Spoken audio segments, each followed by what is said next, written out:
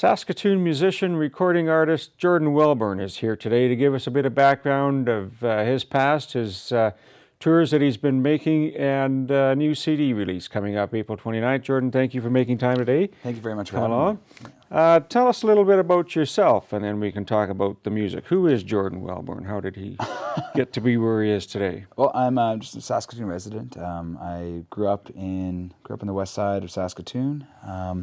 Been working as a musician, probably as a serious professional, for the past 5 years, and I've been playing guitar for about 10 years. Started when I was in high school, and whether or not I liked it, music was always a part of my life. Even when I was a kid, and I reluctantly took lessons that I didn't want to be part of. Later on, when I kind of took on guitar and started taking this seriously, it became kind of my mainstay instrument and my real focus. And yeah, I've been always based out of Saskatoon. There was a brief period I was living in Calgary, which I was fortunate that I was able to make strong connections with good friends out there. And the musicians that I know from Calgary are actually people I continue to play with, and people that I've been involved in a band with, a Ukrainian band I was playing with for a few years. And so I've always had a really strong tie to Calgary, even though I've mostly been living here for the past few years. So. Yeah. What do you think about our music scene? There's some varying opinions, but my own is that it's a very healthy music scene. What can you tell us about your experience growing up with that? Well, Saskatoon's music scene it's unique, especially for a city of this size. It's kind of crazy to think like that we have around 250,000 people, and there are a number of music clubs in this city, and there's also just a number of really talented musicians and groups coming out of here. Something that someone once said to me was they found that Saskatoon takes their music very seriously, which is totally true. If you think about it, even the open mics and a lot of the jams that we have, yep. there's an expectation of, you don't just go up there and kind of do your own thing, or you go up there and have a sub-adequate performance. You're up there and there's an expectation that you have to be at least of a certain level. At least that's kind of the sentiment that I've picked up being at those jams. And it's good, though, because it pushes everyone who's going up there and performing to, make sure you're practicing, make sure you're doing your instrument or you're vocaling or you're singing, and making something good, right? Creating good artwork to be presented. And it's having just come from Ottawa, actually. I was just there for doing some promo for the album. We were in Ottawa and we were in Montreal, and Montreal, of course, has a vibrant artistic scene. It's incomparable. But Ottawa, which is a city that I was expecting to have a lot of live music, and again, I'm just saying this as a tourist who was just there for a couple of days, but my girlfriend and I had a hard time finding live music there. We asked every single place we went to, like, hey, where can we go to check out some live music? We'd ask our servers, like, hey, where can we go check out some live music? And it was difficult. We eventually found live music, but that was just it. It was an eventual thing. You go to any bar in Saskatoon here, and they'll be like, oh yeah, head over here. And there's usually within a few block radius, you're going to find a club that you can go check out some tunes at. So it's unique in that way, and it's incredibly healthy, I would say. So tell us about what you did. You talked a little bit before about Creative Saskatchewan. There's some avenues to pursue some of your excellence that you've had. Yeah, there's definitely something unique that we have here in Saskatchewan, and there are programs that exist like Creative Saskatchewan or the other funding opportunities, but the infrastructure that exists to help artists get funding to pursue their endeavors is somewhat unique. And I've spoken, and I can draw a direct example or comparison to Alberta music. Now, I have a lot of close colleagues that are working right now in Alberta, and as playing in rock bands, playing in blues bands, and doing the circuit of bars and touring, very similar to what I'm doing right now. And there just doesn't seem to be the accessibility and the encouragement to apply for the funding that there is for Alberta musicians, that there is for Saskatchewan musicians.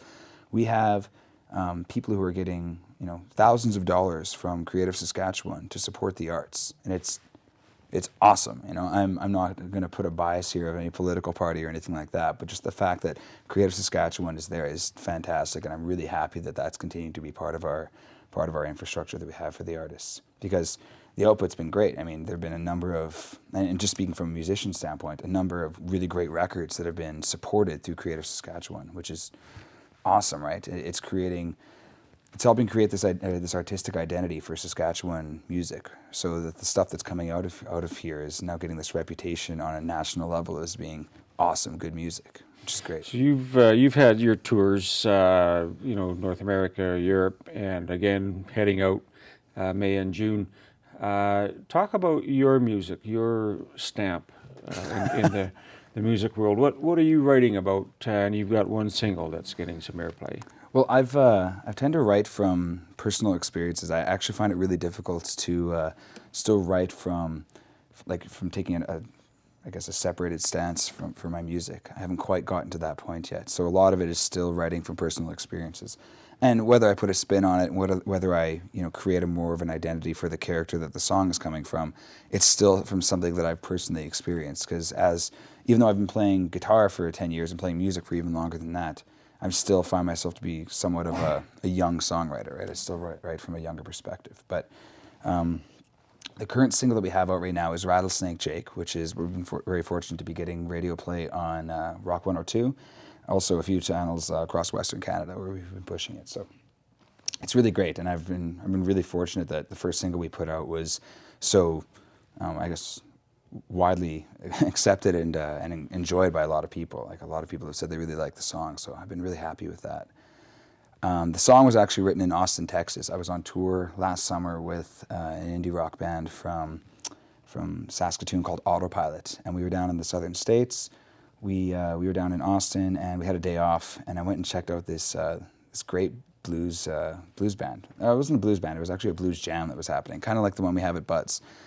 And I went there and checked it out because I had a day off, and I hadn't been really playing blues or rock in a couple of weeks, and I wanted to go get that out of my system. So I went and checked this out and played with these musicians, and it was a Sunday night, and they were just killer players, like some of the best I've ever played with. They invited me up to go play. They called me Jordan from Canada, and I went up and played with them, and I was really inspired the next day, and I wrote Rattlesnake Jake. And for anyone who's heard the song, it doesn't sound like Austin blues. Like, you're not going to hear that song and think Stevie Ray Vaughan right off the bat, but it definitely is influenced by the artistic and very musical surroundings that are like Austin. And that song, every time I play that song, I definitely think back to sitting at the poolside the next day and just with my guitar and my headphones in and like writing that tune. It was one of the only instances I can think of where I sat down, wrote the guitar riff, wrote the song, and it was like done all within like an hour or two kind of thing. So it was a really quick writing process on that one.